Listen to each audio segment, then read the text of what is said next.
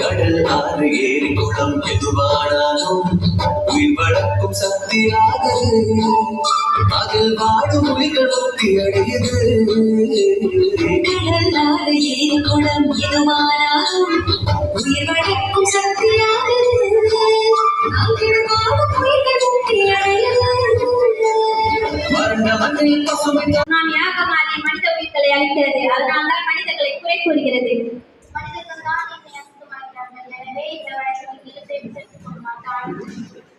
Permission granted. Nilam.